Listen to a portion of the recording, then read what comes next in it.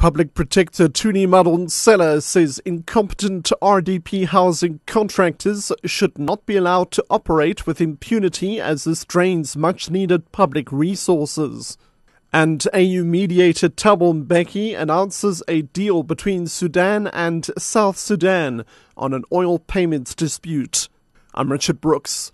Public Protector Tuni Madonsela says incompetent RDP housing contractors should not be allowed to operate with impunity as this drains much-needed public resources. Madonsela was speaking during the conclusion of her visit to the Northwest Provincial Legislature in Mahikeng. She says contractors delivering shoddy work must be punished. Victor Mataung reports. Advocate Madonsela says when there are structural defects on a house, government steps in with more resources while the contractor lives happily and continues to get tenders.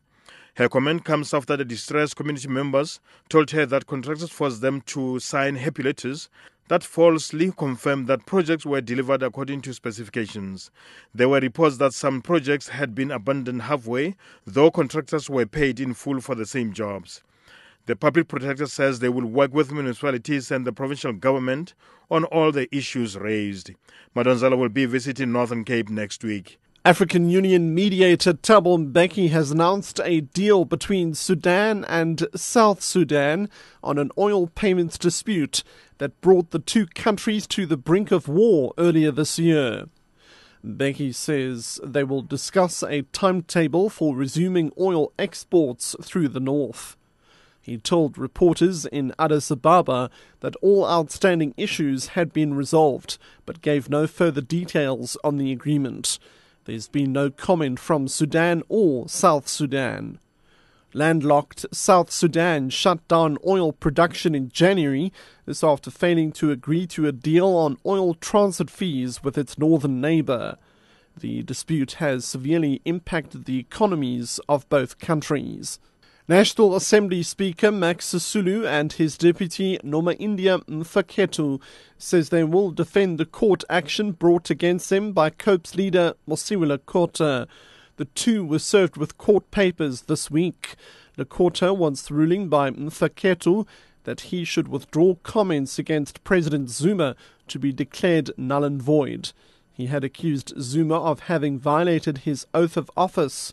The NCOP has meanwhile passed a motion to establish a committee to investigate NCOP COPE member Dirk Feldman for alleged misconduct on a flight to India.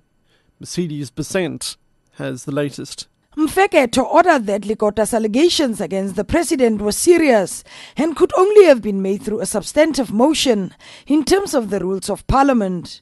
Lekota was then ordered to withdraw, but he refused, saying he acted within the constitution. Mfeketo and Sisulu say they will oppose the application on the basis that the deputy speaker acted within her constitutional powers. Meanwhile, COPE MP Dirk Feldman's conduct will be investigated by an NCOP multi-party committee. He was returned home from a trip to India, which was undertaken by a parliamentary delegation. He was allegedly unruly on the flight and interfered with the cabin crew. Public Enterprises Minister Malusi Gigaba embarks on the 49M National Road Show in Mamelodi and surrounding areas this morning. 49M is an energy efficiency campaign initiated by Eskom and supported by government. The aim of 49M is to encourage all South Africans to lead energy-smart lifestyles. It also intends to encourage people to be energy efficient and to ensure a sustainable future for South Africa. Maluti Oboseng reports. Minister Gigaba will be accompanied by local community leaders, Eskom Chairman Zola Tsoti, Chief Executive Brian Dames, and senior officials from the Department of Public Enterprise. It is expected Gigaba will call on the community of Mamelodi and surrounding areas, industry players, and the business community to use electricity sparingly and become ambassadors of 49M. The campaign has been gaining momentum since its launch, with more businesses, the industrial sector, government and state-owned companies pledging their support.